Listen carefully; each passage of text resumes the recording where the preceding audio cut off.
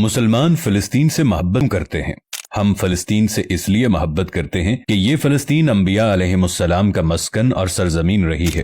اللہ تبارک و تعالی نے حضرت لوط علیہ السلام کو اس عذاب سے نجات دی جو ان کی قوم پر اسی جگہ نازل ہوا تھا۔ حضرت ابراہیم علیہ السلام نے فلسطین کی طرف ہجرت فرمائی تھی۔ حضرت داؤد علیہ السلام نے اسی سرزمین پر سکونت رکھی اور یہیں پر ایک محراب بھی تعمیر فرمایا تھا۔ حضرت سلیمان علیہ السلام نے اسی ملک میں بیٹھ کر ساری دنیا پر حکومت فرمائی۔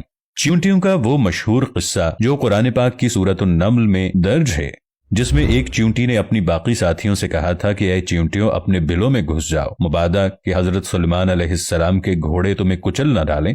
یہی اس ملک میں واقع اسقلان شہر کی ایک وادی میں پیش آیا تھا، جس کا نام بعد میں وادی النمل یعنی چیونٹیوں کی وادی رکھ دیا گیا تھا۔ حضرت زکریہ علیہ السلام کا محراب بھی اسی شہر میں ہے۔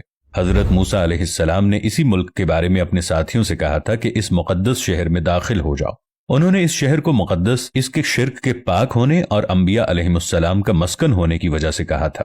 اس شہر میں کئی معجزات وقوع پذیر ہوئے، جن میں ایک کنواری بیوی حضرت مریم علیہ السلام کے بطن سے حضرت عیسیٰ علیہ السلام کی ولادت مبارکہ بھی ہے۔ حضرت عیسیٰ علیہ السلام کو جب ان کی قوم نے قتل کرنا چاہا تو اللہ تبارک و تعالی نے انہیں اسی سرزمین سے آسمان پر اٹھا لیا تھا۔ قیامت کی علامت میں سے ایک حضرت عیسیٰ علیہ السلام کا زمین پر واپس تشریف لانا اسی شہر کے مقام سفید مینار کے پاس ہوگا۔ اسی شہر کے ہی مقام باب لد پر حضرت عیسیٰ علیہ السلام مسیح دجال کو قتل کریں گے۔ فلسطین ہی ارض محشر ہے۔ اسی شہر سے ہی یاجوج ماجوج کا زمین میں قتال اور فساد کا کام شروع ہوگا۔ اسی شہر میں وقوع پذیر ہونے والے قصوں میں سے ایک قصہ طالوت اور جالوت کا بھی ہے۔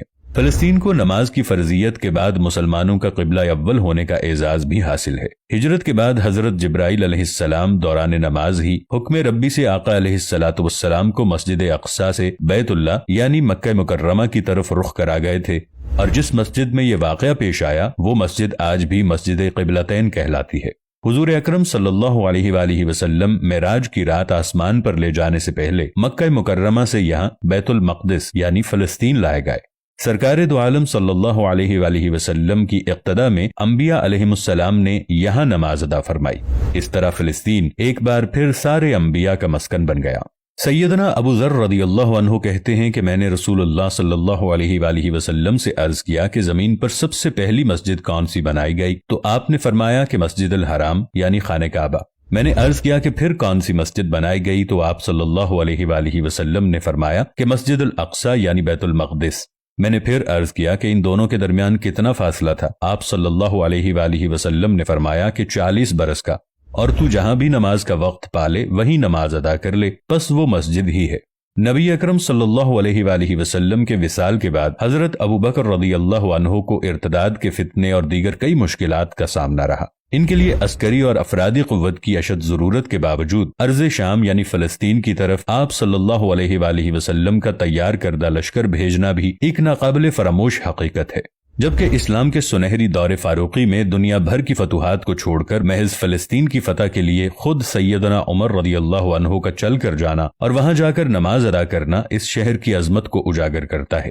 دوسری بار بعین ہی معراج کی رات بروز جمعہ 27 رجب 583 ہجری کو صلاح الدین ایوبی کے ہاتھوں اس شہر کا دوبارہ فتح ہونا بھی ایک نشانی ہے۔ قدس بیت المقدس کا نام قرآن سے پہلے تک ہوا کرتا تھا۔ قرآن نازل ہوا تو اس کا نام مسجد اقصی رکھ دیا گیا۔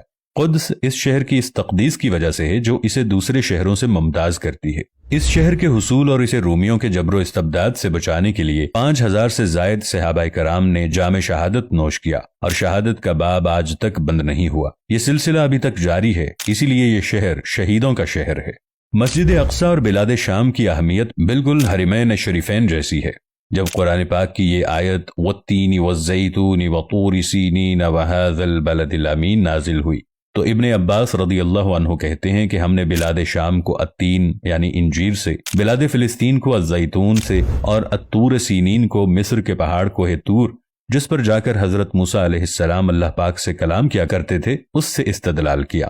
اور قرآن پاک کی یہ آیت مبارکہ وَلَقَدْ كَتَبْنَا فِي الزَّبُورِ مِن بَعْدِ الذِّكْرِ أَنَّ الْأَرْضَ يَرِثُهَا عِبَادِيَ الصَّالِحُونَ، اس آیت سے یہ استدلال لیا گیا کہ امت محمد حقیقت میں اس مقدس سرزمین کی وارث ہے، جبکہ فلسطین کی عظمت کا اندازہ اس بات سے بھی لگایا جا سکتا ہے यहाँ पर पढ़ी जाने वाली हर नमाज का अज्र 500 गुना बढ़ा कर दिया जाता है।